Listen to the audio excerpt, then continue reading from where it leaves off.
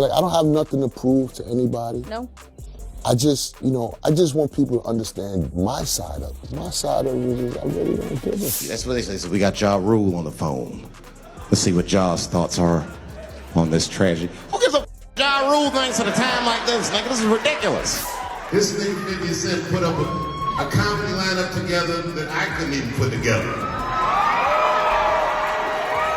He got niggas that don't even get along that gonna be on the same show. Out of nowhere, Ja Rule jumped back into the spotlight like he had a score to settle, and the internet lit up instantly. Folks were stunned because Ja hasn't been at the center of major drama for a minute, yet suddenly he's out here taking direct shots again like he never left. Ja Rule ran out, he was grabbing the towel, and then Ja Rule was like, well, Gene, what's up? I say, yo, dude tried to get in the room, man. He said he's Ja's cousin, and I told him he couldn't go in the room.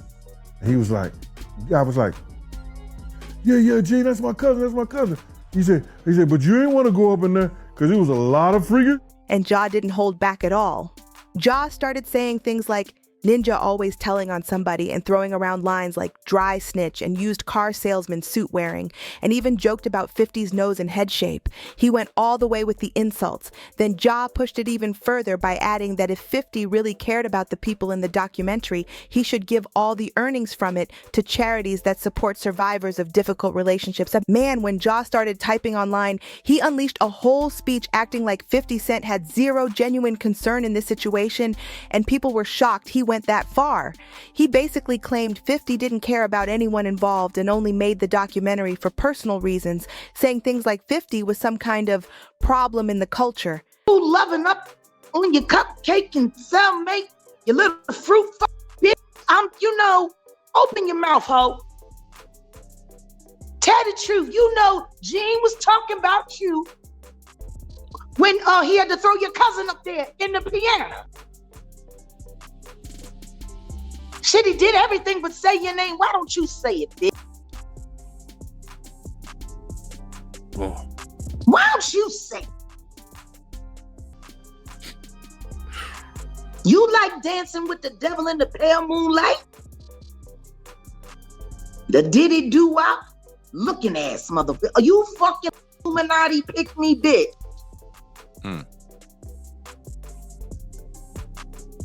Tell the truth and shame the devil. Then demanding that if 50 really cared, he should hand over every dollar from the project to support people dealing with tough relationships. The energy was loud, messy, and honestly felt more personal than anything else. But here's where things start getting strange. If Ja truly cared so much about those individuals, why didn't he mention anything about Diddy's behavior at all? Not one word. It's like Ja had smoke for 50 and absolutely none for the person at the center of the documentary. And that made a lot of people side-eye the situation real fast. Then Ja switched gears and started bringing up old legal issues connected to 50 from many years ago, trying to show that 50 had his own messy history. He even posted a long message that looked like something he grabbed straight from an AI assistant, dropping a detailed breakdown of an old case where 50 was accused of mistreating his former partner, model Daphne Joy. Ja made it sound like 50 had a long pattern of trouble, even though that situation was resolved and has been settled for years.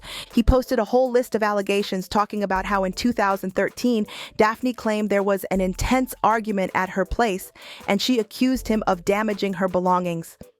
Ja tried to frame it like this was the same type of behavior people were now calling out in Diddy's situation, even though the circumstances were totally different and happened more than a decade ago.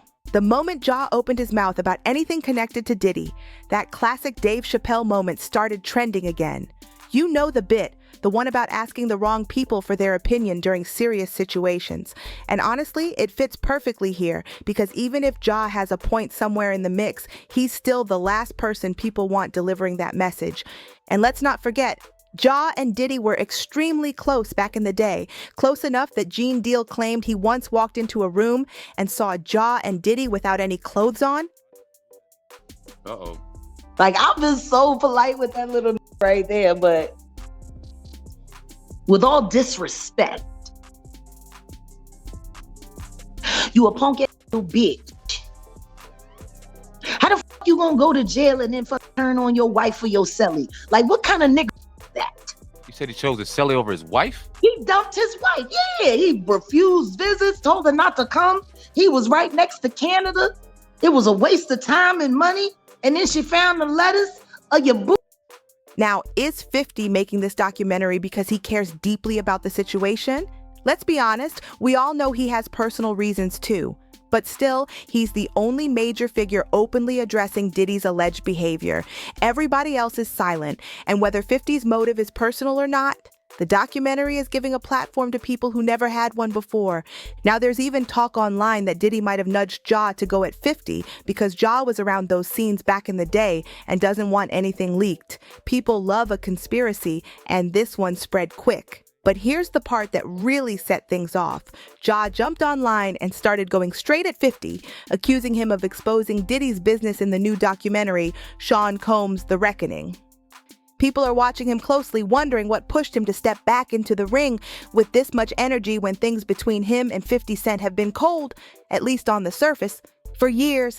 Ja started calling out 50 over the new Diddy documentary, trying to paint him as someone who talks too much. But the confusing part is that Ja is also bringing up old paperwork from 50's past at the same time. How you calling someone out for speaking on things when you're doing the exact same thing? It's giving mixed signals all over the place, and folks are definitely noticing. Find Ja Rule, get hold of this motherfucker so I can make sense of all this. Where is Ja? Add me Ja Rule. And again, everything Ja wrote was sprinkled with the word allegedly, almost like he was scared to speak too freely without that safety net. Then he threw in a more recent accusation Daphne made in 2024, even though that claim set off a heated back and forth online with no conclusion, and Ja jumped right on it as if he had been waiting for something to use. It was clear he was trying to make 50 look like he had no room to judge anyone, and the way he presented everything had people saying he was digging way too deep just to win an argument.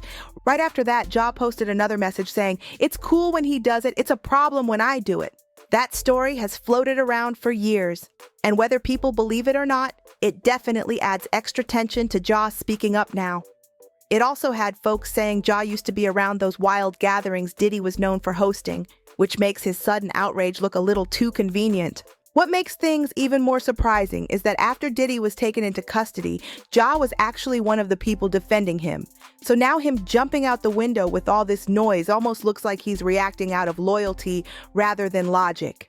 Some viewers even joke that he's stressed because he doesn't want any old footage resurfacing and causing problems for him today. Say whatever you want about 50, love him or not, but nobody can deny that he kept his distance from all those parties people talk about.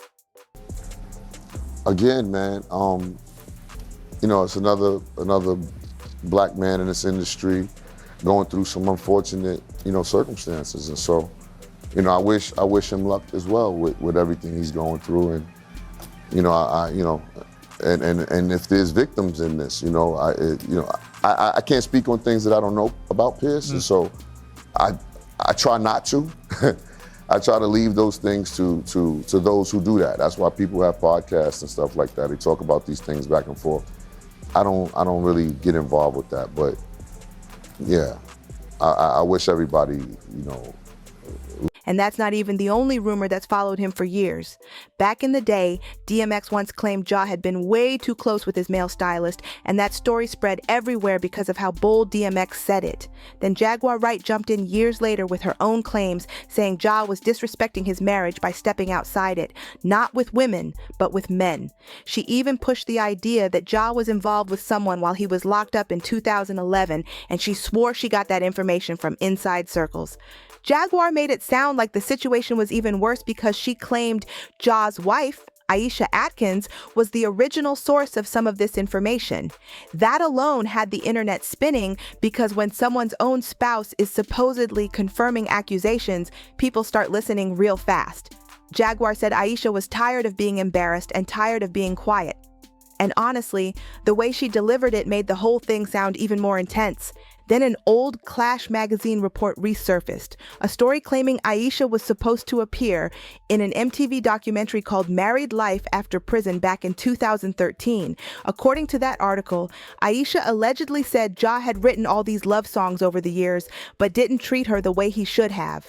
And the article claimed she hinted he spent years drifting away from their marriage towards someone else entirely, a man he supposedly met while incarcerated.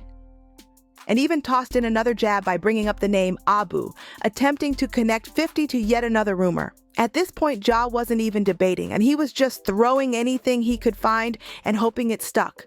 The whole thing felt chaotic and desperate. Ja didn't stop either, and he even pulled up old news articles from that same 2013 case and posted a screenshot talking about how he might start making documentaries too. The tone sounded more like jealousy than anything else, like he was annoyed that 50 had created something that grabbed national attention while he was stuck watching it from the sidelines.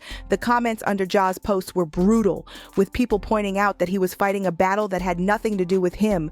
And honestly, the most embarrassing part of all this is that Ja isn't even defending himself. He's going this hard for someone else entirely. The documentary isn't about Ja. It doesn't accuse Ja of anything. It doesn't mention Ja's name in any major way.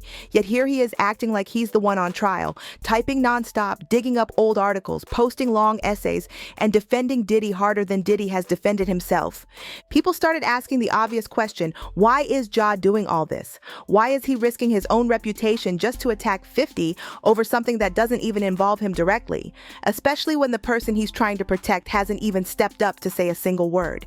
It's almost like Ja is terrified of what might come out next, or he's trying to earn loyalty points from someone who has way bigger issues to deal with than social media back and forth. Whatever the reason is, Ja is out here doing the absolute most, and it's starting to look less like a defense and more like panic. People online keep asking why Ja is fighting this hard, and every time the conversation loops back around, someone brings up that old rumor about him being discovered in a hotel room with Diddy years ago. The internet never forgets, and that story always pops back up the minute Ja inserts himself into something that doesn't involve him directly. It's like folks are hinting there might be more behind his loyalty than he wants to admit. The report framed it almost like she thought Ja's obsession with battling 50 wasn't just about hip-hop competition, but something more personal, something emotional. When that old line resurfaced saying she thought it might even be a crush, the internet exploded all over again. Now let's be clear, none of these rumors about Ja's personal life are crimes. Who someone dates, likes, or spends time with is their business. The issue people keep pointing out is how Ja handles situations involving others while staying silent about his own.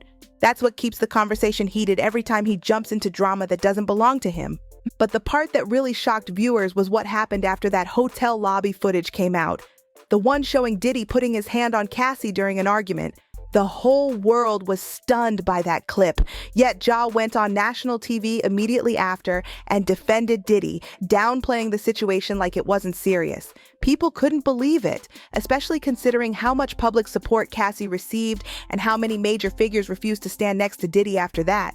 So when Ja suddenly reappears today, acting like the loudest defender in the room, folks can't help but wonder if his loyalty is connected to old friendships, old favors, or maybe even old secrets.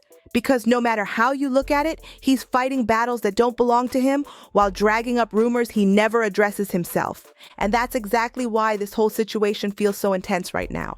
Ja is going harder for Diddy than Diddy is going for himself.